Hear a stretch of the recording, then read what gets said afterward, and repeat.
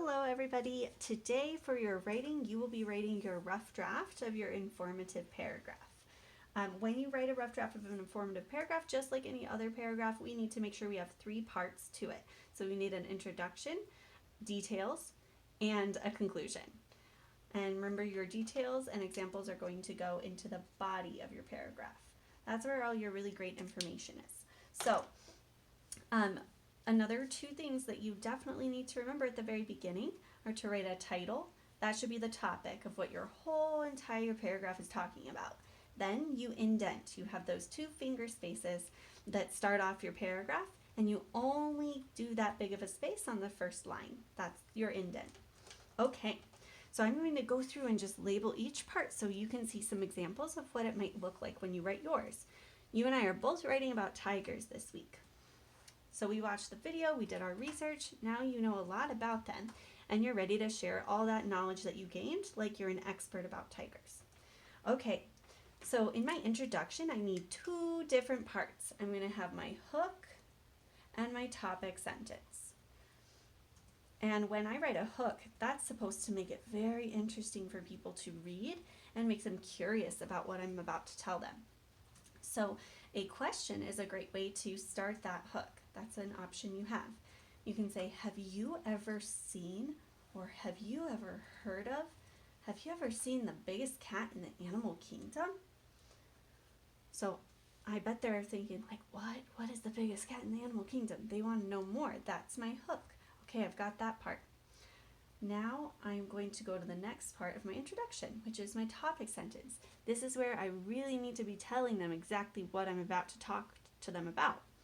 If you have seen a tiger, you have. Okay, so that was kind of part of my hook. I actually answered the question. I wanted them to know that my topic is the tiger. Then I said, let me tell you about, which is how I'm starting my topic sentence. Let me tell you about a tiger's. Okay, and all of my details had to do with a tiger's appearance, like the way that it looks, body parts, and what tigers do, what actions they do.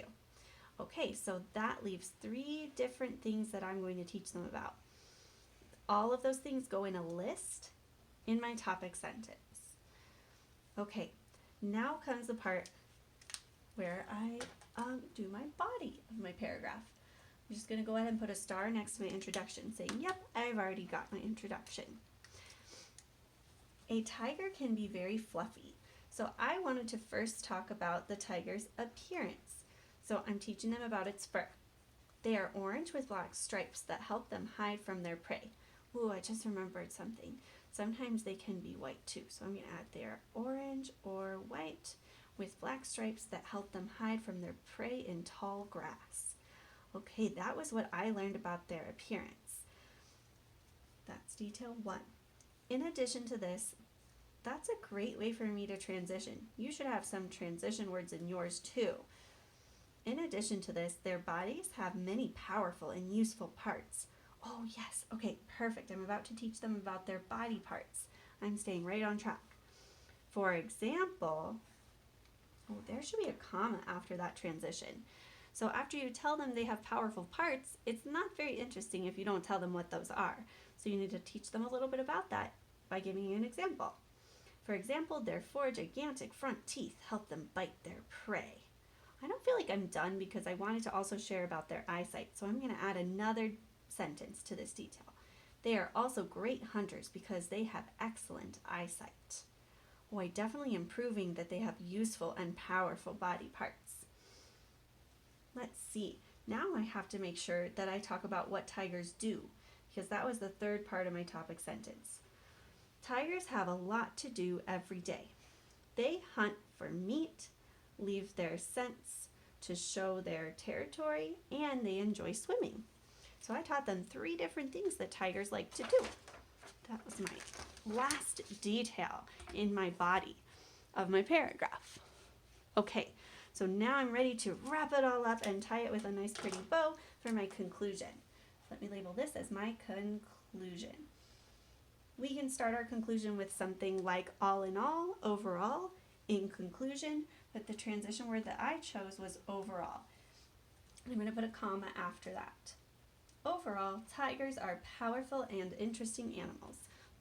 Remember, first you need a summary sentence in your conclusion that says, hey, remember, this is what I just taught you about. I taught you how tigers were powerful and interesting.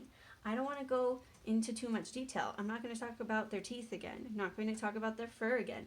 I just want to give a big statement like, hey, remember, I was talking about tigers. That's my summary sentence. Then I give my final thought as my last part of my writing because I want it to end on something interesting that I have to say. So I could say I hope or I wish. That's one way to end with a final thought. And I know that I listened to that video, it said tigers were actually endangered, like there weren't that many left in the wild. So I kind of want to hint at that in my hope. So I'm just going to say, I hope I can see one, and that means a tiger, right? Let me reread that. I hope I can see one in the wild someday, and that they won't become extinct. Because I know if things are endangered, if they continue to be like that, they can sometimes become extinct, and then there won't be any more. All right, so that's my exciting last and final thought to wrap up my paragraph with a nice, well, I hope you enjoyed my paragraph, and I can't wait to read yours.